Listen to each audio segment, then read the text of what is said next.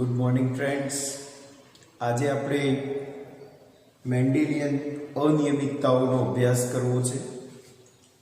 અહીંયા આપણો એક ટોપિક છે જેનું ટાઇટલ છે મેન્ડેલિયન અનિયમિતતાઓ.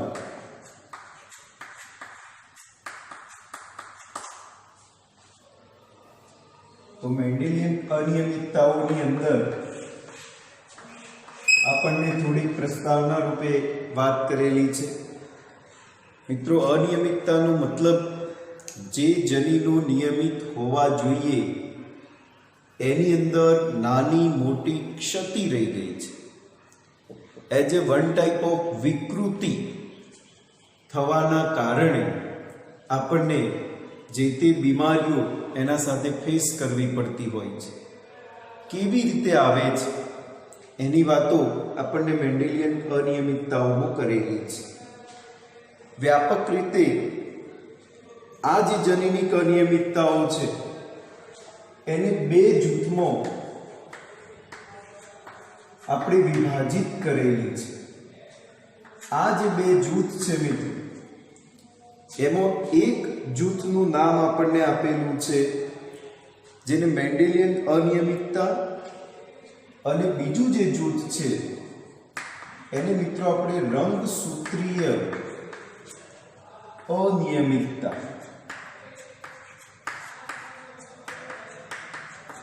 આપણા પાઠની અંદર છેલ્લો ટોપિક જે રંગસૂત્રોની ખામીના કારણે વિકૃતિ સર્જાય એને આપણે રંગસૂત્રીય અનિયમિતતા તરીકે ઓળખીએ છીએ. આની ચર્ચા મિત્રો આપણે બીજા ભાગની અંદર કરીશું. આપણો પહેલો ભાગ છે જેને આપણે મેન્ડેલિયન અનિયમિતતા તરીકે ઓળખીએ છીએ. તો એમાં કેટલાક જનીનની અંદર જે ખામી જોવા મળે છે. પહેલી મિત્રો આખા રંગસૂત્રની ખામી છે.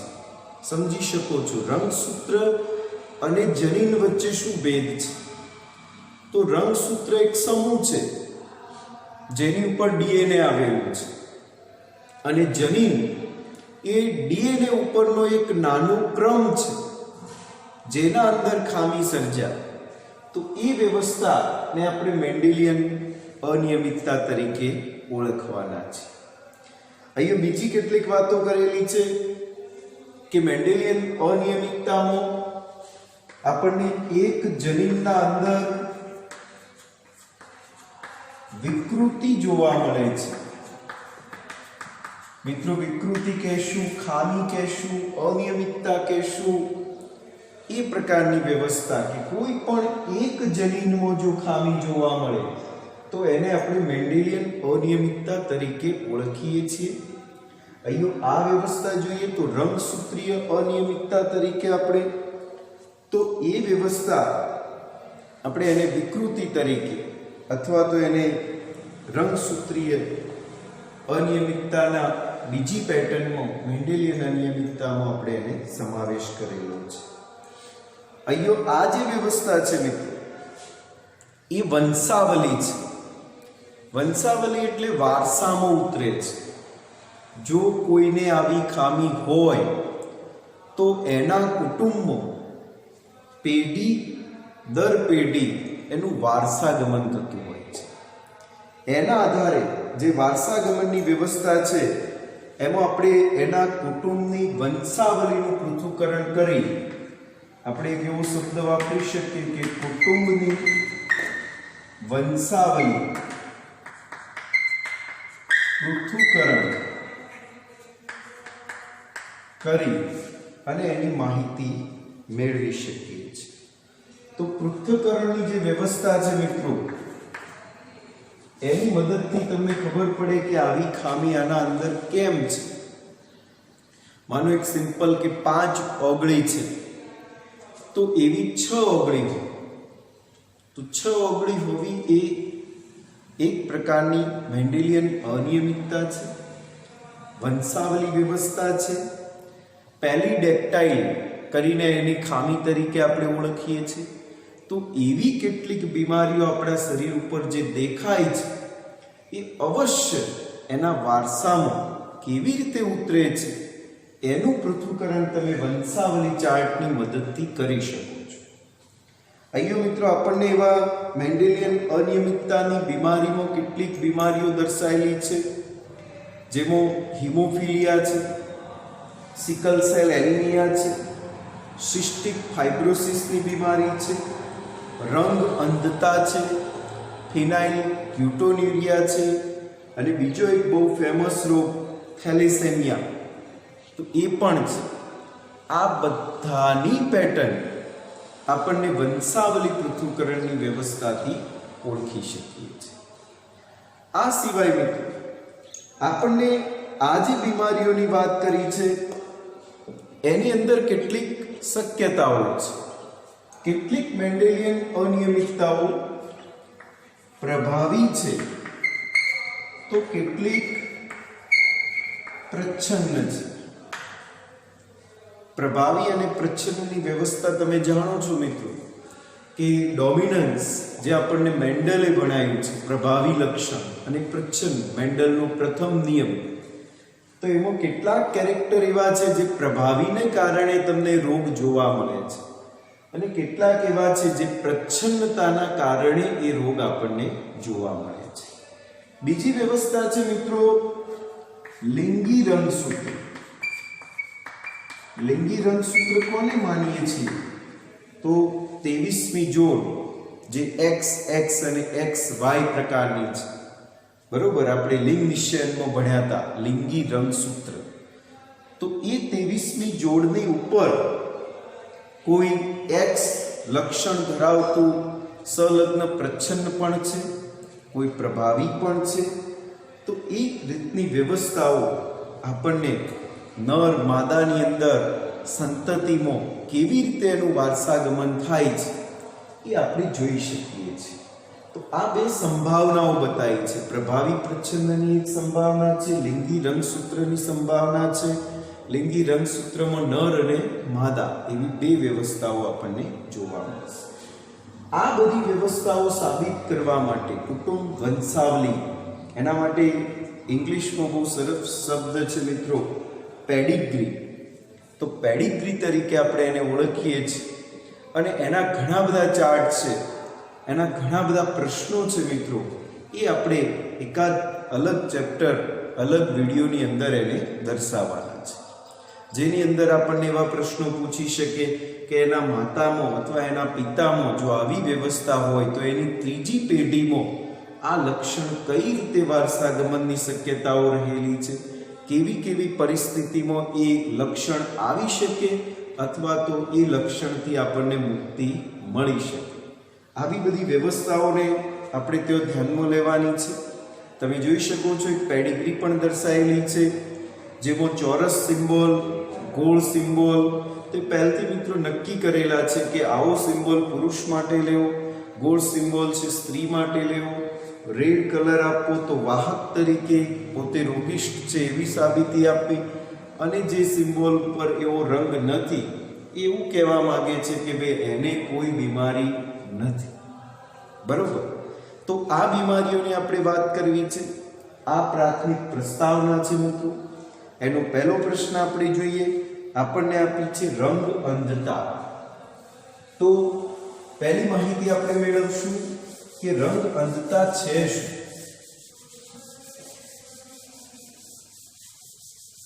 તો અહીંયા મિત્રો આપણને ટોપિક મૂકેલો છે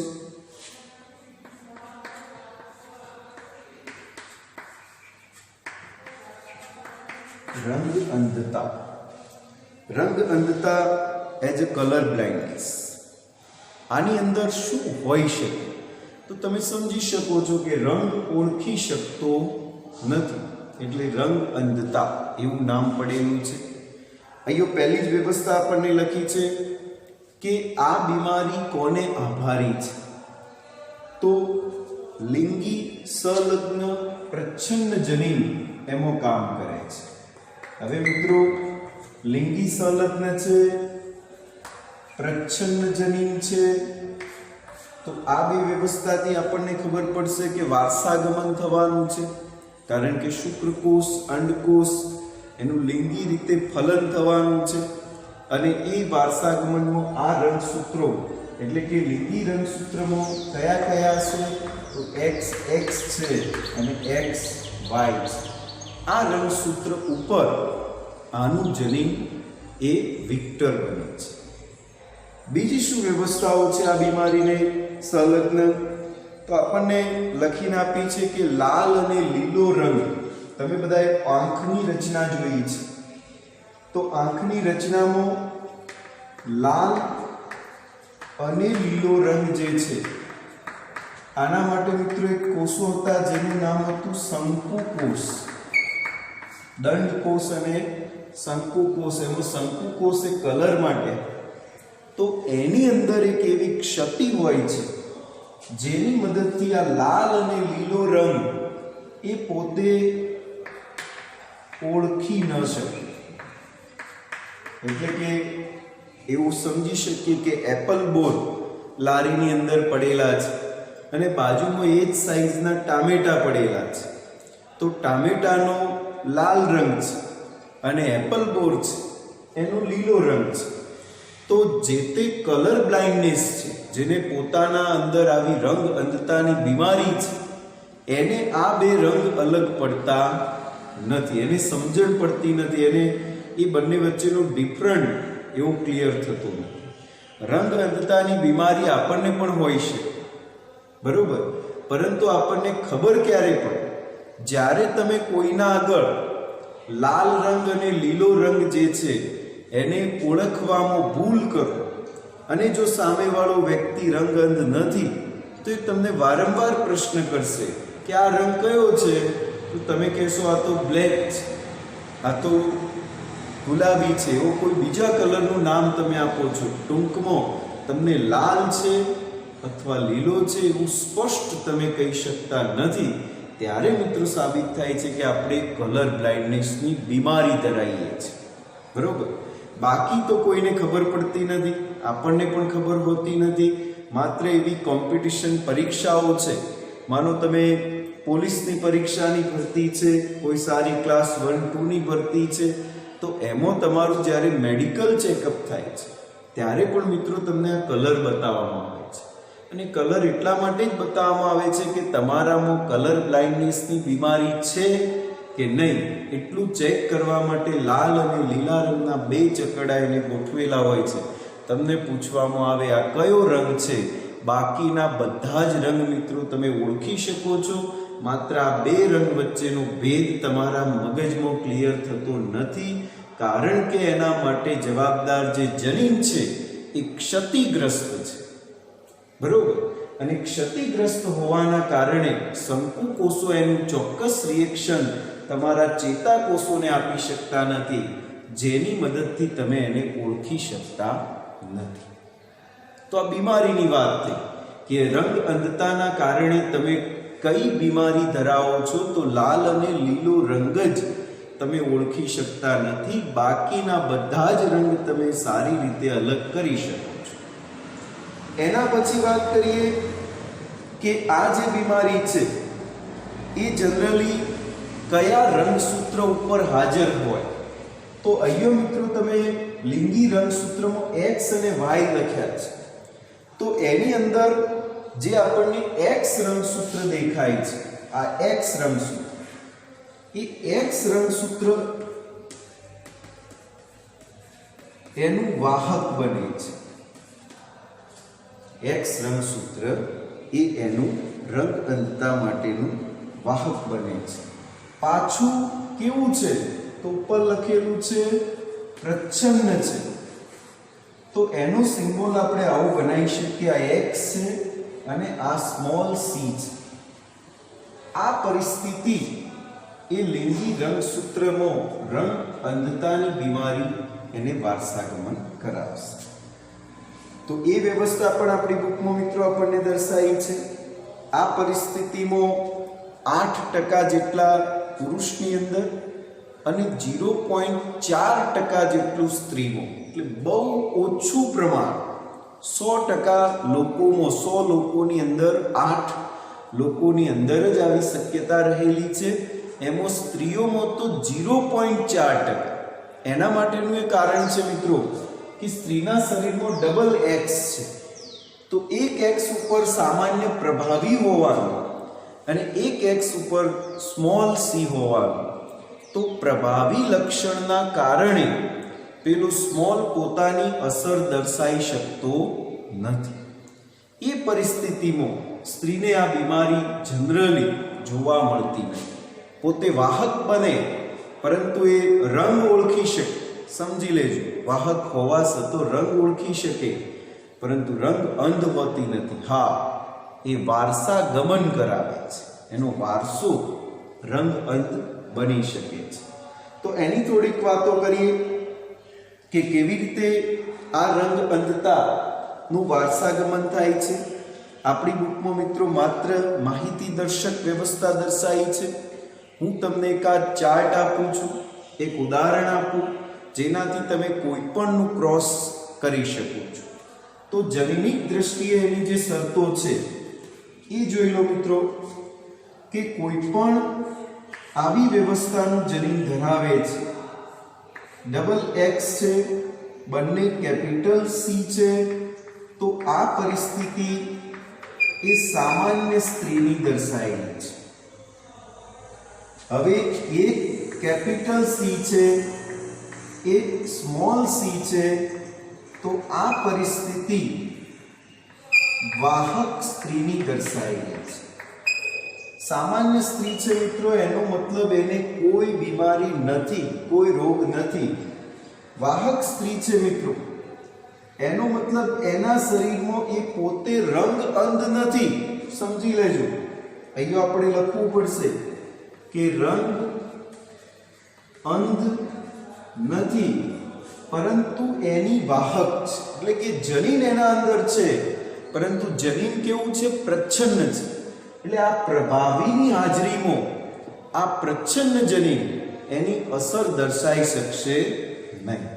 તો આ વ્યવસ્થામાં તમે જોઈ શકો છો કે સ્ત્રી રંગ અંધ બનવાની જ નથી.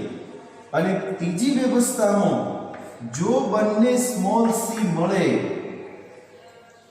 એટલે કે જે સી ની વ્યવસ્થા કેપિટલ સી છે એવા બંને સ્મોલ સી બને, તો જ રંગ અંધ સ્ત્રી આપણને પ્રાપ્ત થાય, તો જ એ સ્ત્રી રંગ અંધ બને.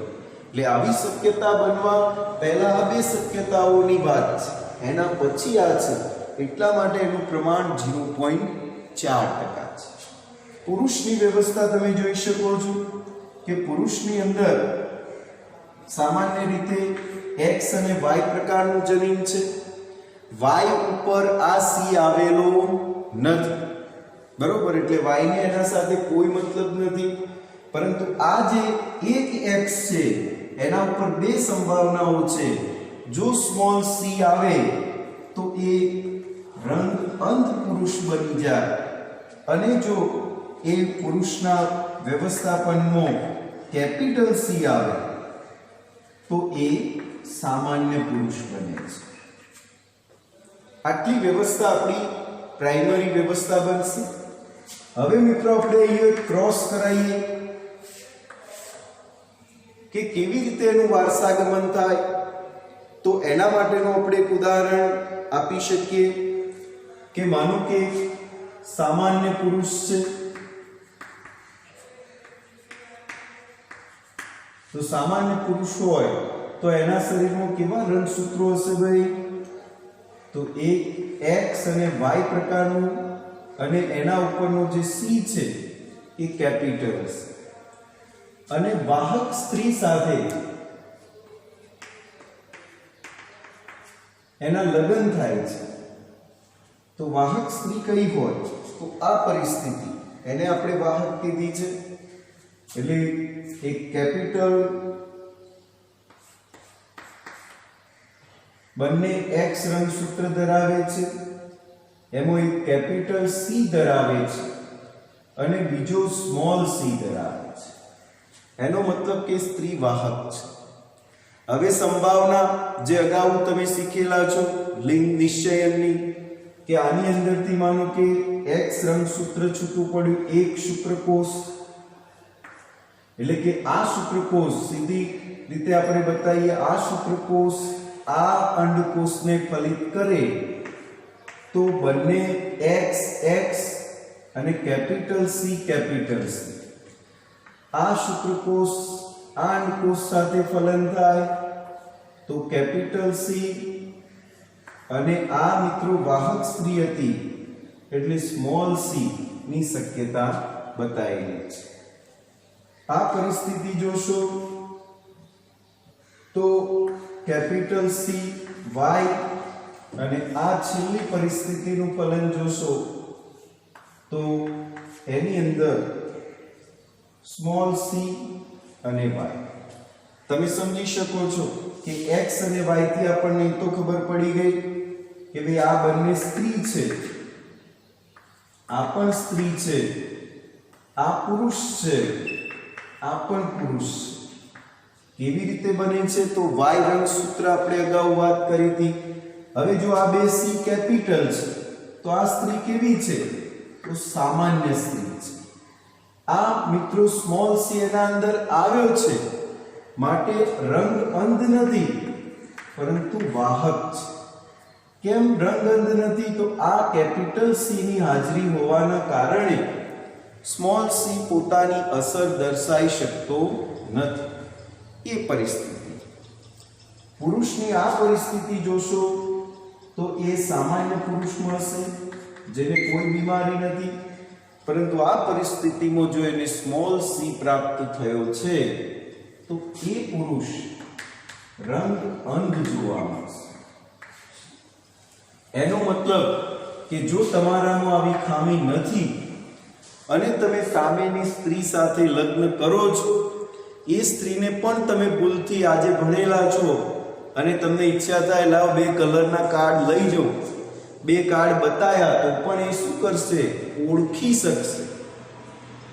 પરંતુ જો એનો જનીનિક ટેસ્ટ કરવામાં આવે, જેમ આપણે કુંડળી મેળવીએ છીએ એવા જનીનના ટેસ્ટ છે એ લોકો જોઈએ છે, એની અંદર આપણને ખબર પડે કે આ સ્ત્રી વાહક છે, જેથી ભવિષ્યમાં મારો એક પુત્ર 50% રંગ અંધ જન્મવાની શક્યતા વાળો રહેશે.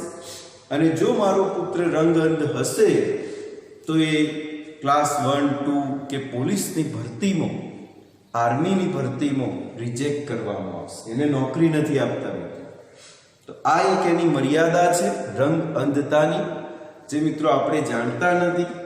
આ એક જનીનિક ખામી છે અને એનું અહીંયા ચિત્રાત્મક વર્ણન મેં કરેલું છે. આપણી બુકમાં મિત્રો આવી વ્યવસ્થાથી દર્શાવ્યું નથી, માત્ર આપણને બતાવ્યું છે કે પુત્રી રંગ અંધ હોતી નથી. તો એનું કારણ શું છે તમે અહીંયા ચાર્ટમાં સમજી શકો છો. નીટની પરીક્ષામાં મિત્રો આપણને આવા પ્રશ્નો પૂછે છે જેમાં તમને ડાયરેક્ટલી આવા ક્રોસિંગ કરવામાં આપે છે. પહેલો પ્રશ્ન તો એ છે કે આ કયો જોવા મળે છે તો લિંગી રંગસૂત્ર. બીજો એ પ્રચ્છન્ન જનીન છે, બરોબર. આ બે વાતો આપણા મગજમાં સ્પષ્ટ હોય તો તમે રંગ અંધત્વની સારી એવી વાત રજૂ કરી શકો છો. આના પછી બીજી એક બીમારી મિત્રો આપણને બતાવી છે જેનું નામ છે હીમોફિલિયા.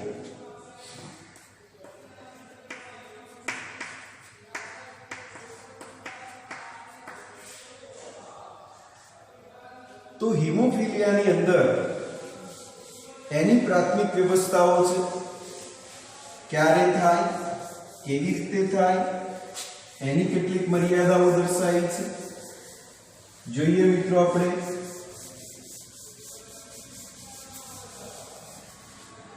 કે હીમોફિલિયામાં પહેલી જ વાત છે કે સામાન્ય રીતે લિંગ સંકલિત પ્રચ્છન્ન રોગ દર્શાયેલો છે.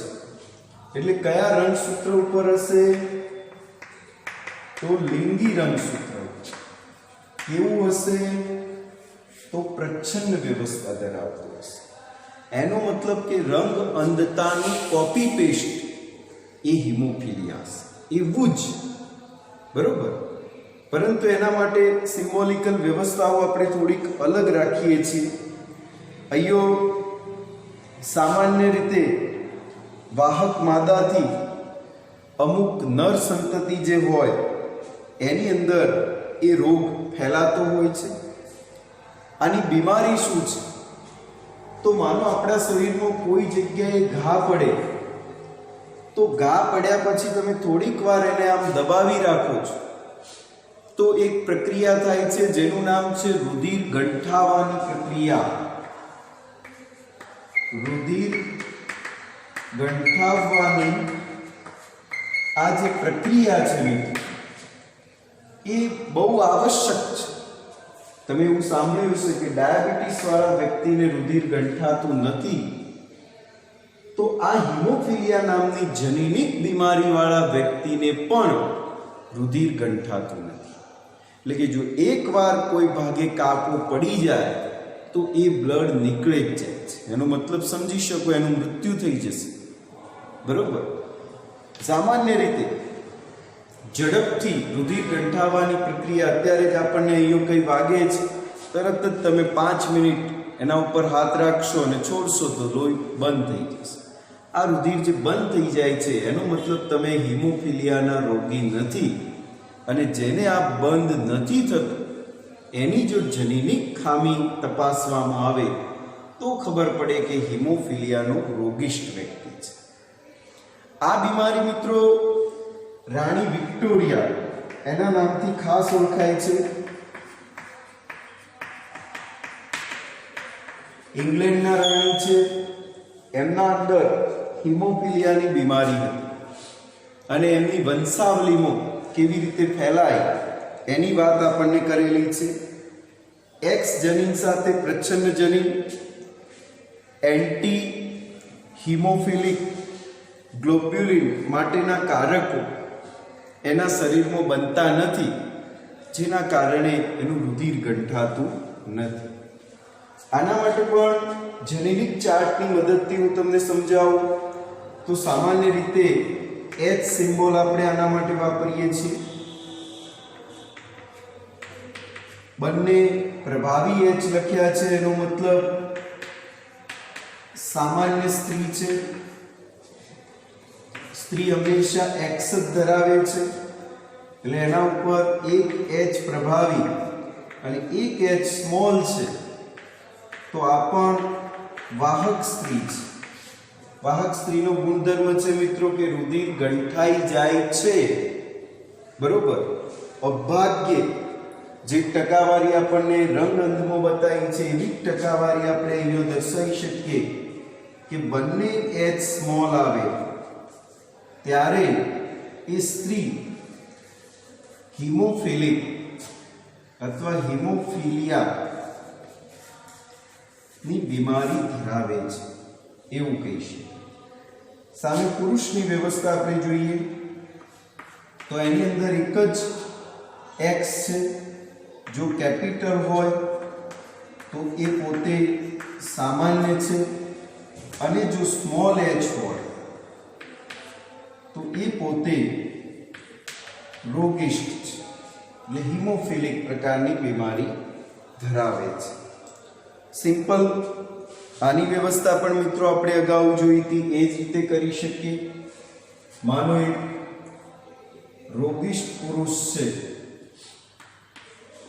રોગિષ્ઠ પુરુષ હોવાથી એની ઓળખાણ થઈ જશે અને વાહક સ્ત્રી એની ઓળખાણ થતી નથી. એટલે જનરલી ચાર્ટ એવા આપે છે, પરંતુ આપણે રેન્ડમલી લઈએ છીએ કે આ જે પુરુષ છે એનું એક સામાન્ય સ્ત્રી સાથે જો એના લગ્ન થાય તો એનાથી જન્મતી જે સંતતિ છે અગાઉની જેમ એ આવી રીતે જોવા મળશે.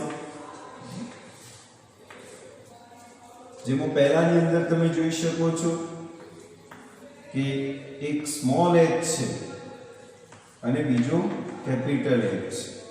તો આ સ્ત્રી કેવી બની? તો વાહક સ્ત્રી બનશે, કારણ કે એના ઉપર સ્મોલ એચ છે. આ પરિસ્થિતિ જોશો તો અહીંયા કેપિટલ એચ છે અને વાય છે. પુરુષ છે તો કેવો છે? સામાન્ય બનશે. આ પરિસ્થિતિ જોશો તો એની અંદર સ્મોલ h છે અને કેપિટલ H એ પણ વાહક પરિસ્થિતિ દર્શાવશે. અને આ છેલ્લી પરિસ્થિતિ જોશો જેની અંદર કેપિટલ H છે અને Y છે, તો સામાન્ય પુરુષની વ્યવસ્થા આપણને જોવા મળશે. તો આ વ્યવસ્થાની અંદર એક સ્ત્રી સામાન્ય છે અને પુરુષ રંગ અંધ છે. તો હવે જે વારસો મળ્યો છે એમાં માત્ર વાહક વારસો મળે છે, એ પણ સ્ત્રીનો. બરોબર, પુરુષ સાથે એ X જે આપણને બતાવ્યો છે એ જોડાય તો એ પરિસ્થિતિમાં આપણને તમે જોઈ શકો છો કે એક જ વ્યવસ્થા આપણને એવી દર્શાવી છે કે ચાર્ટમાં ક્ષતિ હોય તો જોજો, બાકી એ વ્યવસ્થાથી આપણે કહી શકીએ કે સ્ત્રી છે એ વાહક બનશે અને પુરુષ જે છે એમાં સ્ત્રી સંપૂર્ણ સામાન્ય છે, એટલે એ ક્યાંય આપણને રોગીશ જોવા મળતો નથી. તો આ વાહક પરિસ્થિતિનું દુઃખ શું છે મિત્રો? એ બીજાને આપવાની છે, કારણ કે સ્ત્રી છે, પુત્રી છે, બીજા ઘરે લગ્ન કરશે, તેઓ એનો વારસો લઈને જશે. તો એ આપણા ઘર પૂરતી સીમિત વ્યવસ્થામાં તમને એક પેઢી નુકસાન નહીં થાય, પરંતુ એ આગળ જે વારસો લઈ જાય છે એ વારસામાં એની અસર આપણને જોવા મળે છે. તો આ હિમોફિલિયાની વ્યવસ્થા દર્શાવેલી છે, રંગ અંધતાની વ્યવસ્થા દર્શાવેલી છે મિત્રો. એ જ રીતે બીજી બે બીમારીઓ પણ છે જે બીજા લેક્ચરમાં આપણે જોઈશું, જેમાં સિકલ સેલ એનિમિયા, ફિનાઇલ ક્યુટોન્યુરિયા અને થેલેસેમિયા. એ 3 ટોપિક મિત્રો આના પછીના લેક્ચરમાં આપણે જોઈશું. Thank you.